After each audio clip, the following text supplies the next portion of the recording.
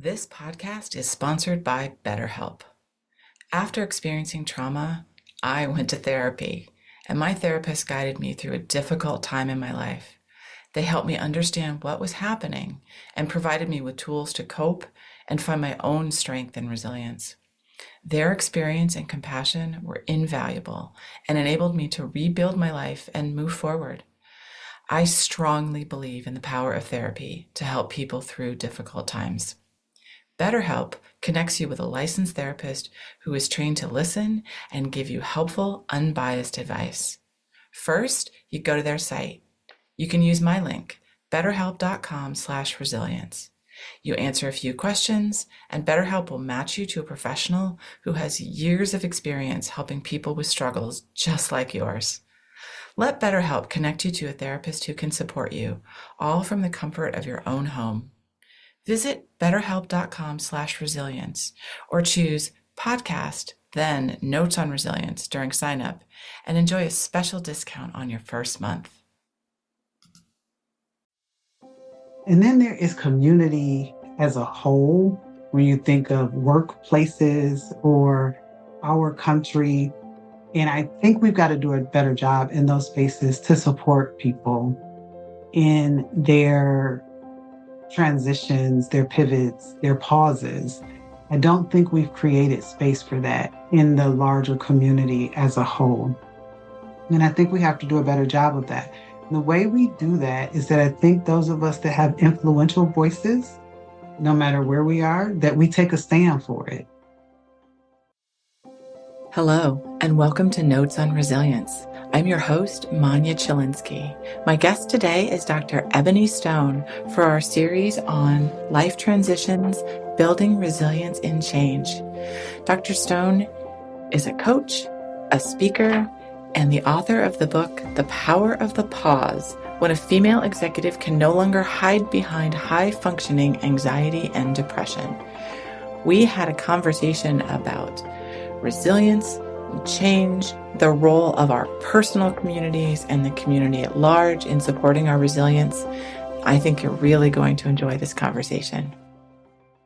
Ebony, I'm so excited to talk to you today. I'm glad you were available for the podcast. Yes, thank you so much for having me. I am super excited today to talk to you, but also to talk about this topic that we're about to get into. Yes. And before we dive into the topic, the question I start with, if you could have dinner with any historical figure, who would it be and why? Such an interesting question. So I've thought about this, and I think that I would have dinner with Coretta Scott King.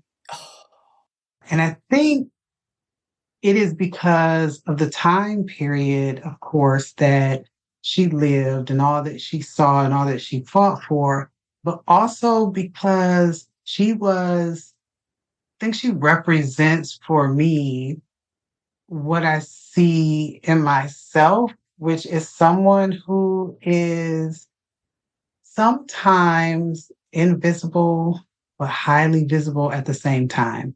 And so she had to be going through some things that we never heard about, right? As the wife of Dr. Martin Luther King, I can't even imagine what her life was like trying to raise children, trying to be her own woman, yet support this monumental figure that was her husband. And I would just love to learn what her life was like during those times. I want to be a fly on the wall at that dinner. And I appreciate you saying that sense of being highly visible and also being invisible and an unknown, sort of an enigma in a way. So yeah, I think that's a great one. Thank you for sharing that. Absolutely. Thanks for asking. I think that's a great question. Yeah, I love hearing everybody's answer. And I'm going to be honest to you and our listeners. I don't know what I would answer if somebody asked me that question. I think it would depend on the day. I was just going to say that's your answer today. Yes. But depending on what's going on in my life at the moment, it might be someone different. And I think historical figures, I think of figures that are no longer with us. Yes. But there are a number highly visible figures that I would love to have dinner with that are still with us? So yes, great question. I know. So theoretically, there is an opportunity to still have dinner with them, but practically, that isn't really going to happen. Right. Absolutely. Oh, well, today you and I are talking about transitions and building resilience in the face of change. So, just to get us started, how do you define resilience and what role has it played in your own life as you go through changes? Yes, great question because I don't think I define resilience as most people do. Oh, I define resilience as getting through whatever you're going through, having learned lessons when you come out on the other side that you can utilize to impact your future and the future of others. I like that. Thank you. Yes. I think a lot of people think of resilience as just like, I got to be strong through whatever this is that I'm going through and get through it, right? And sure, we're gonna keep living. We're gonna keep waking up every day. But I think it is important that you not only get through whatever it is you're going through, but that those lessons are being learned and then take it one step further, that those lessons are being implemented to impact you, but also to impact others that may experience very similar things. And how do you feel that that sense of resilience has served you as you're dealing with change in your life? Man, let me tell you. So I've had what I would call I've had a blessed life, right? I've had a lot afforded to me, but that doesn't mean that I have not been through some things, right? And going through those things, often I'd get into the middle of them and I would just wonder, like, how am I going to get through this? Like, what am I going to do? And when I got through on the other side, I'm big on reflecting and spending some time just trying to understand, what did I just go through? What am I supposed to learn from this? What am I supposed to do with this? And I have been able to take those lessons and build for myself so that the next time I see something like that coming, you know what to do, or at least I have an idea of where to start. But also, I try to hand those lessons down to others, right? So I went through this. This is what helped me get through because it's not always something you can do, right? Sometimes life hands you things that you can't do. There's nothing you could have done to stop it. There's nothing you can do in the moment to stop it, right? I have two parents that both have chronic illness. My dad lost his fight. My mom is still here. There's nothing that I could have done to stop that. But what did I learn? You learn that every single day is special. And even while you're at the hospitals, even while you're going through the surgeries, the transplants, whatever it is, you make those days special, right? That's what you learn. And so when you come out on the other end, going to take my mother to the grocery store is now different than it was before because of the lessons that you learn. And so that's how it's impacted my life. That's just one story, but as you go through transitions in life, I think that's how it impacts you, right? You learn the lessons. If you don't learn the lessons, it is unfortunate. Yes. I really like that aspect of it, thinking about as lessons that we've learned or what lessons have we learned. And I do think that when we think of resilience, often the sense of that means we are always moving forward and we are kind of progressing. But I think that sometimes maybe resilience means you have to pause and pivot. Tell me a little bit about how you feel about that. Absolutely. So, as you know, I just wrote a book called The Power of the Pause, right? Because sometimes you just have to stop and sit with whatever it is. Resilience is not about just going and ignoring what you're feeling inside. If you ignore it too much, you end up in a really bad place, right? We have to process those emotions. We have to pause sometimes. And in that pause, so it just happened to me recently, in that pause, I began to realize I'm also a woman of faith, right? And so I stay in prayer. In that pause, I began to realize just what you said. It was time to pivot. It was time to head in a different direction, not because where I was, there was no indictment on the past. It was just time for something else to happen. If we never pause to understand what is happening in our lives, if we never pause to reflect on the lessons that we've learned and what we need to do with them, if we never make that pause, sometimes that pivot doesn't happen and you find yourself just in this space of existing and not really living. So I think it's important that we pause and sometimes pivot, right? That pivot has to happen. I need to shift just a little bit. Yeah. As someone who's gone through my own journey of resilience, dealing with something very difficult, I want to ask about how do you know when it's time to pause or when that pause is appropriate? And for context, early in my journey, I didn't know what I was doing. I just was living my life. I didn't realize the tools I was accessing that were my resilience. I didn't always know, should I be pushing through on this or should I be kind of stepping back and taking a break? So how do we know it's time to pause and that's the quote unquote right thing to do in that moment? That's so powerful. It's a powerful question. I think you have to be in tune with your body, Mm. right? I believe that life will start to tell you, you just feel off kilter, like something, everything, it might be going just fine. You might be in your day to day routine, but it just doesn't feel right, right? It's time to pause, or it is feeling really wrong, right? Something is feeling just really wrong. And I think you can practice pauses intentionally in smaller ways, right? We're talking about large pauses, but I think you can start to practice intentional pauses in small places that will allow you as you go about life to understand when a larger pause is needed. For instance, we live in a world where everything is like right now, you do the next thing, you do the next thing, you do the next thing. I think that you can absolutely stop. If you need to make a decision, let's say something like, I don't know, you're trying to determine next steps for your career. Maybe you need to just pause for a moment before you say, yes, I'll take that job, or yes, I'll do that. And just reflect.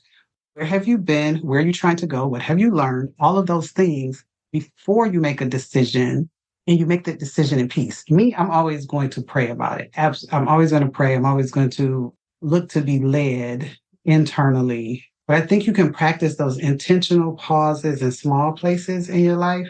And then you really know, like, okay, I got to step back. Absolutely need to pause in a major way right now. Yes. As I think back to my own experience, as you were talking, I realized early on as I was going through this in the early weeks and months after the bombing, I didn't trust my feelings. So I'm not sure I could have decided to slow down or speed up or pivot because I didn't trust that what I was feeling was or I didn't even understand what I was feeling, let alone trust it. Right. And when you don't understand what you're feeling, I'm also a big advocate for therapy, right? And I think therapists can help you understand where you need to pause. But the world doesn't create an environment that gives you permission to pause, right? If you think about this world that we live in, this world doesn't give us permission to pause. Everything is about going faster, doing more, being stronger, right? Nothing around says it's okay to just stop for a moment. It's okay to just pause.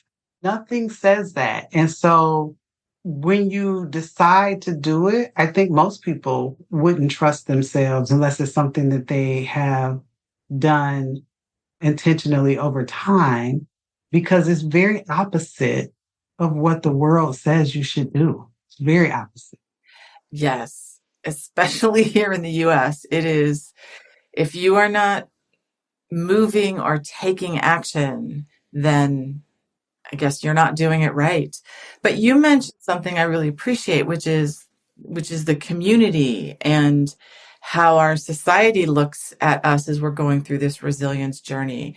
And what do you think is the role of community, in whatever way you define that, in helping us be resilient?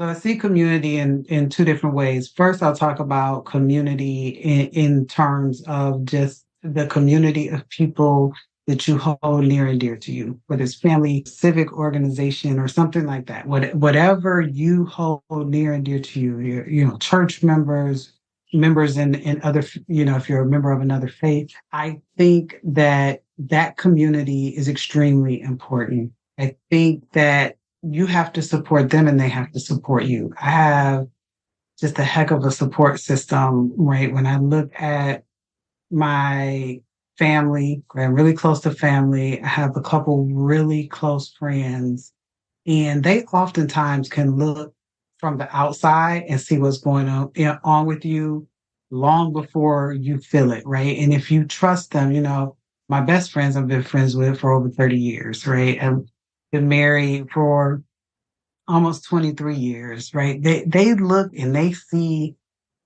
you need to slow down. I remember this last really big pause that I took. As I reflected on it, I can remember almost every person I hold near and dear to me saying something to the effect of, Ed, you got to slow down. Ed, can I help you with something? Can I take something off your plate? Right? It was that concern. And it was them telling me, like, hey, you got to stop. And then when I did decide that, hey, I'm going to pause for a minute and figure out next steps, I almost got cheers. It was like, yes, thank you. Finally, thank you. Right. So I see community in that way. And I think it's important to build that. And it doesn't have to be huge.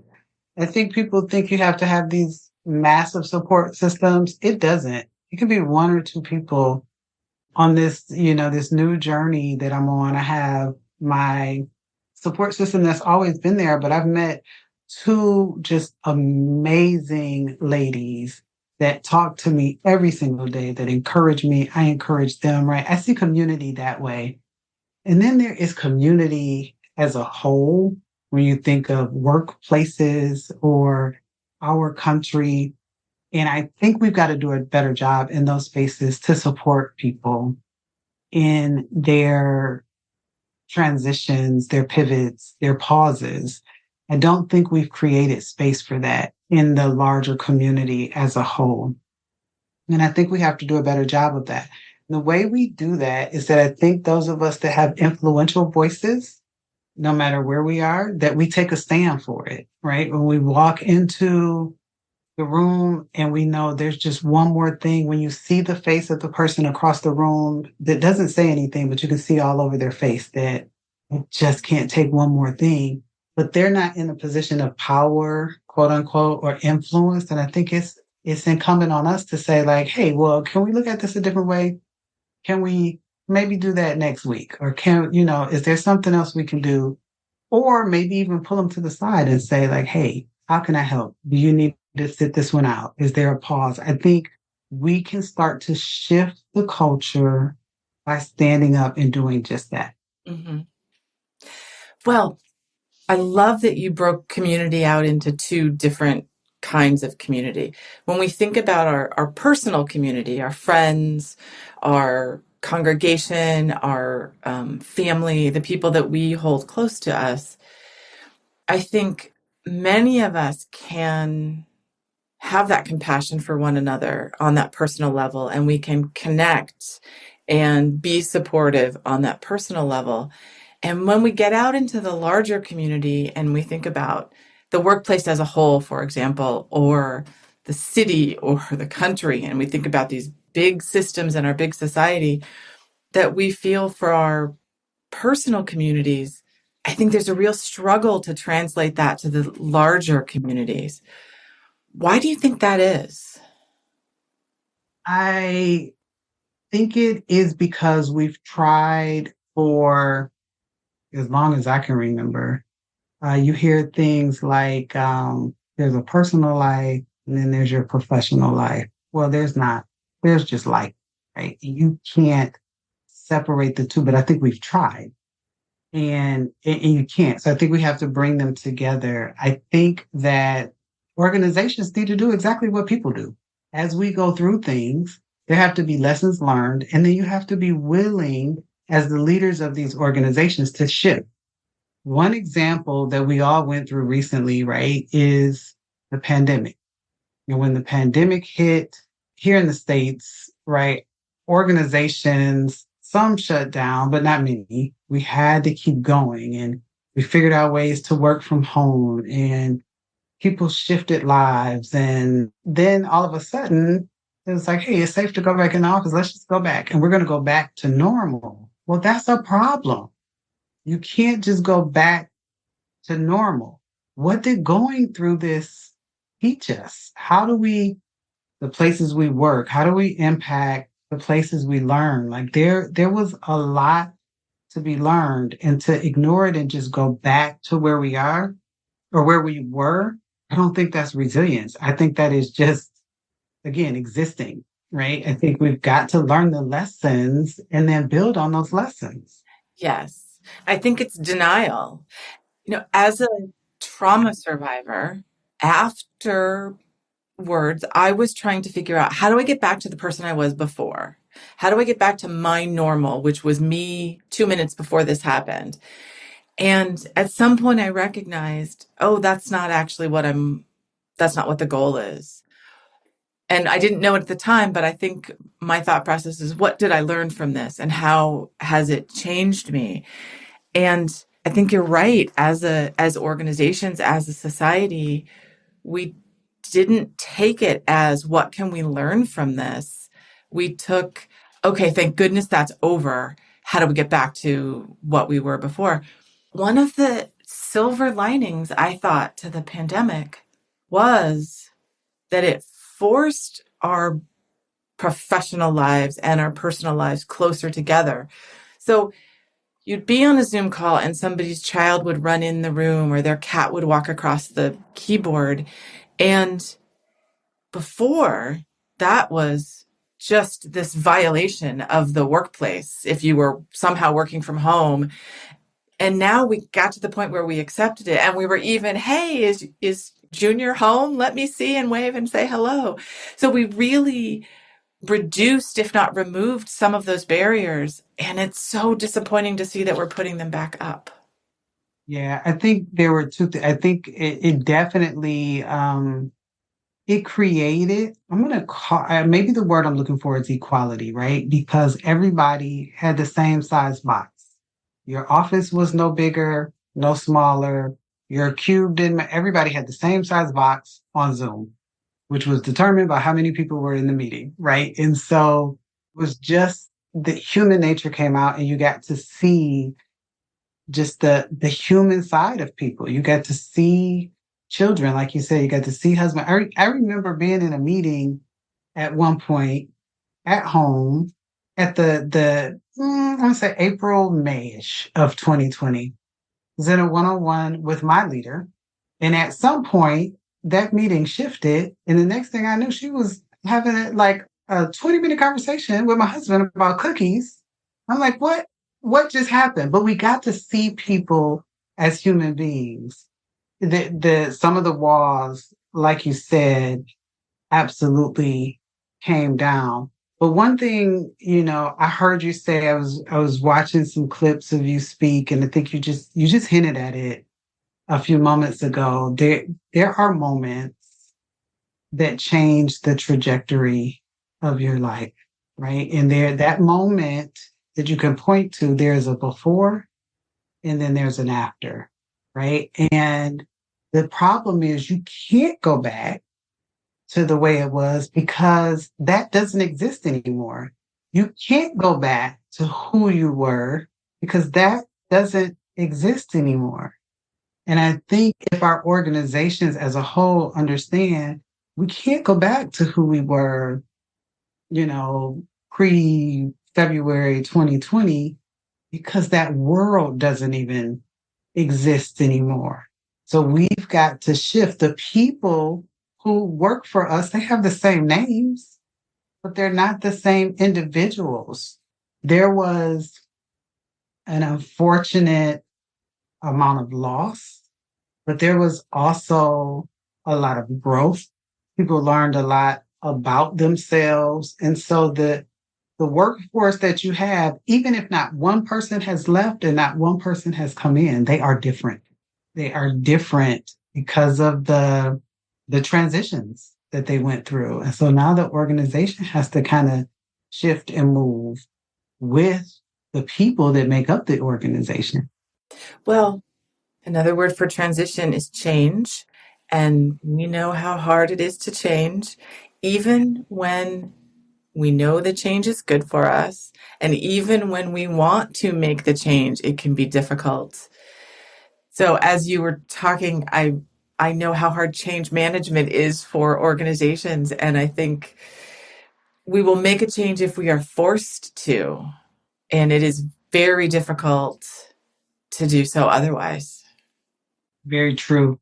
I recently heard, and I cannot remember who it was. I heard someone speaking, and they talked about the butterfly and how so many times the butterfly tries to emerge from its cocoon and it is not strong enough yet. The moment it is strong enough to emerge, it emerges beautifully. And we talk about that, how beautiful the butterfly is when it comes out of the cocoon. But we don't often talk about that process of trying to get out, is strengthening its wings so that we can watch it float through the sky. And so when I think about change, change is hard. Change management, like you said, is really hard there. That's why their entire department is dedicated to change management, because it is not easy. But I think we have to continue to try to break out of the cocoon so that when we start to fly, it is a beautiful thing. I don't think we can stop. We have to continue to try. And it's scary and it's hard, and we're going to make mistakes, and there will be some quote unquote failures that we learn from. But we have to keep going because it is necessary. It is absolutely necessary that we change. And I appreciate that you mentioned fear. That is such a big piece of all of what we're talking about. Transitions, whether you decided on them or they were thrust upon you, and wanting to go back to the way things were is fear of what will happen if we go into the unknown. It's like, am I going to be good enough when I get over there? Will I be as good at this thing as I was at that thing? Will people respect me the same way? Will I, for organizations, am I going to make the same money? Like, what will those things look like? And I remember I was in my freshman year of college, and I did not do well in a class. And so I was trying as a then 17-year-old to kind of warn my parents that there was going to be a bad grade coming to the house. I was Okay. doing my best, right? And so it didn't turn out well. And my mother called me and she said, I'll never forget it. She said, do you remember that class you were worried about? I said, yes. She said, don't worry about it. You failed it. You got to take it over. And then the conversation just went on. And I learned from that the reality is we're all going to fall. Like, if we keep worrying about falling, we don't make progress. You are absolutely going to fall. If you think about riding a bike, nobody gets on the bike and just takes off. You fall. And then you get up and you try it again, and you might go a little further and you're going to fall again before you learn to ride the bike. And so the fear is that we're going to fall. And I think if we can just take the attitude that, yep, we're going to fall, we just have to get back up, then we'll be okay. But so many people, and I'm not exempt of that, right? We all at some point feel like, oh, no, I'm going to fall. I'm not doing that. Well, no, just go fall. It'll be okay. Get up. And whenever possible, put on the knee pads, put on the helmet, find the guardrails that are available in that situation to make the falling a little bit easier or less painful so that you want to continue to do the work.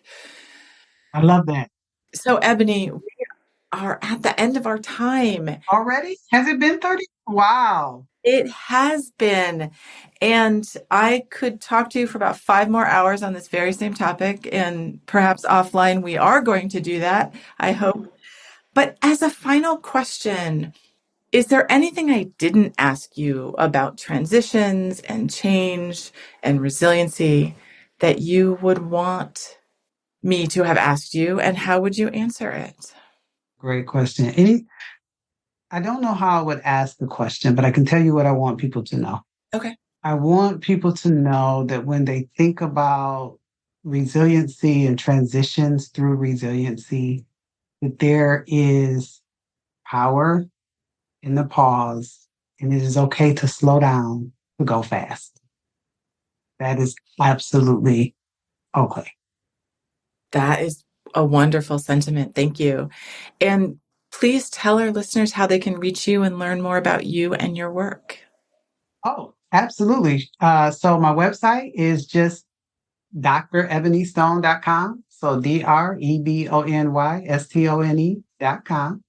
And then I am also on Instagram and TikTok, but mostly LinkedIn, right? I'm trying to learn the other social media platforms, but mostly LinkedIn. If you look for Dr. Ebony Stone, you will find me. And then you can always email me at ebony@drebonystone.com. Excellent. Ebony, thank you so much. This has been such a fabulous conversation, and I know our listeners are going to learn a lot. Thank you. I had an absolutely wonderful time. I appreciate you having me today. Thank you for listening. I hope you got as much out of this conversation as I did. So if you'd like to learn more about me, Manya Chilinsky, I work with organizations to help understand how to create environments where people can thrive after difficult life experiences. And I do this through talks and consulting. I'm a survivor of mass violence, and I use my experience to help leaders learn about resiliency, compassion, and trauma-sensitive leadership, to build strategies to enable teams to thrive and be engaged amidst difficulty and turmoil. If this is something you want to learn more about, visit my website, www.manyachilinsky.com, or email me at manya@manyachilinsky, or stop by my social media on LinkedIn and Twitter. Thanks so much.